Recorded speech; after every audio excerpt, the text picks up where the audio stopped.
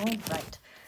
So when we talk about discharging a capacitor, that's going to happen without a power source in the circuit. So it'll just look like this. So we start with a charged capacitor, and when we close the switch, then it will start, the charges will start moving. So again, we have an open switch, and our Q on our capacitor is maximum. Okay, now it's not necessarily C times the EMF at this point. It's just whatever charge it is at the beginning of this discharge process. Okay, and right now, it's an open switch. There is no charge is flowing at this point, so there is no current. Okay, so now we're going to close the switch at t equals 0. So that's going to give a path for charges to flow, okay? And when those charges flow, then the charge on the capacitor will start going down. And so you'll get something like this. So Q naught or Q max, we'll call that Q naught. And then it'll be exponentially decaying, okay? And honestly, what this capacitor is doing is it acts like a really sucky battery because it loses voltage over time, right? Like, what is that voltage?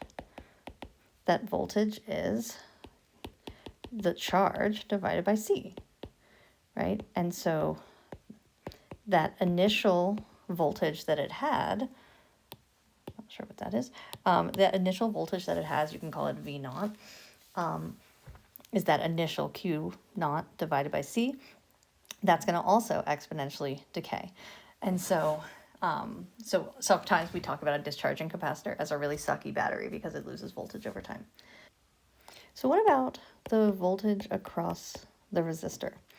Well, that's equal to the current across the resistor, right, times R. So hopefully you have an idea about what's happening here. It's going to initially have that sort of V naught. Oh, sorry. Am I talking about the current? Sure. The V naught over R kind of thing going on here, right? When the circuit is first closed, this has, a voltage V naught, and that current is going to start flowing. And then as the charges leave the capacitor, that current will start going down in this exponential way, okay? And so that is also going to be, that's going to be V naught over R e to the negative T over RC. That was I times R. So then those R's will cancel, and so you will get, hopefully, what you could have just written down is that. Feel free to actually do, check this. I is dq dt, right? So yeah, what is d dt of Q naught e to the negative T over RC? It's Q naught negative 1 over RC e to the negative T over RC. So this is I, right? That's dq dt. And Q over RC is this guy up to a negative. We'll talk about the negative in a second. Q over C, sorry, that's Q naught over C. That's V naught. V naught over R is that I naught. Cool. What about that negative? The current is flowing that way. So the voltage drop is the opposite direction of, the voltage drop on the resistor is the opposite direction of when we were doing it before. So just 2 questions to leave you with when thinking about discharging a capacitor. So those charges start flowing But where do they go? Well, hopefully you see this capacitor is holding charges apart from each other, right? So if given the chance, let's make the electrons blue.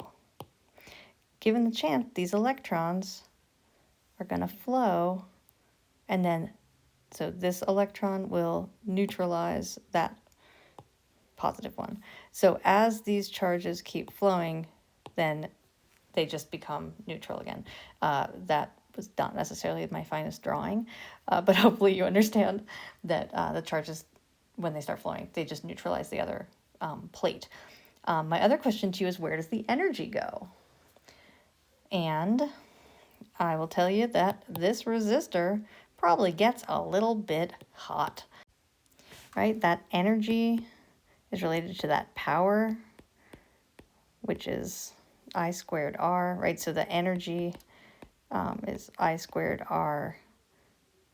Well, actually, wouldn't it be dt? Because that power is definitely changing over that amount of time. And so it would definitely be, right, that energy is P, integral of P dt. But anyway, that's where that energy goes. All right.